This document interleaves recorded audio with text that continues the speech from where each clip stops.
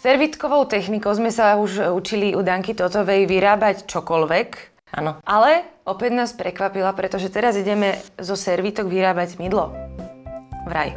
Áno, budeme servitkovať mydla. Tak to som ešte nikdy nepočula. Tak poď nám to prosím ťa rovno ukázať. Potrebujeme mydlovú hmotu, ktorú si rozpustíme, nakrájame si ju na menšie kúsky, aby sa nám ľahšie rozpúšťala. Dáme do hrnčeka, necháme úplne na slabúčko topiť.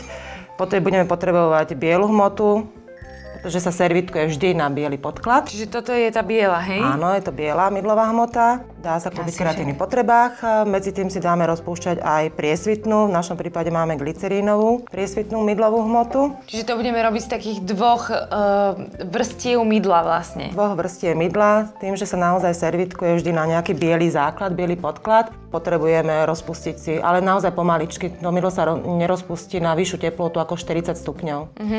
Budeme potrebovať to, čo doma ulovíme alebo nájdeme. Áno, z mojej obľúbenej nátierky. Áno, z našej obľúbenej nátierky, aby sa nám ľahšie to mydielko potom, keď bude hotové, vyberalo, tak prosím ťa, potrebujeme trošku naolejovať tú formičku a ja si olivovým olejom asi? Ja teda používam olivový olej, pretože on nie je tak strašne masný. Stačí tak trošinku tak. Keďže budeme servitkovať, ja si pripravím servitku. Jahodkové mydlo.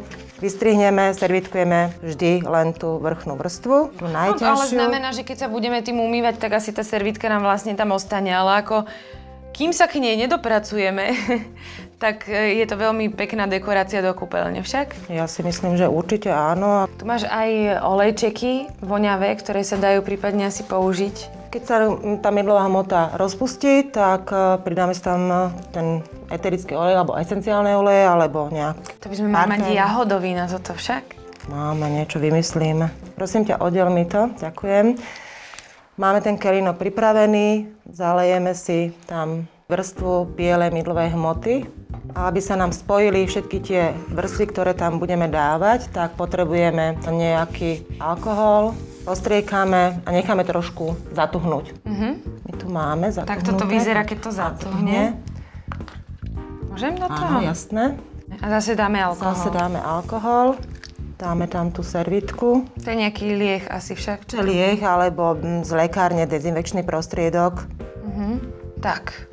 Máme. To je neuveriteľné. Je to fascinujúce, pretože teraz, keď tam dáme tú priesvitnú mydlovú hmotu, tak sa nám stane tzv. Zväčšovacie sklo, čiže ešte aj zväčší sa nám ten motív tej servitky. Jej, ale to je aký pekný efekt. Keď tam nedáme ten alkohol, tak sa nám tie vrstvy nespoja.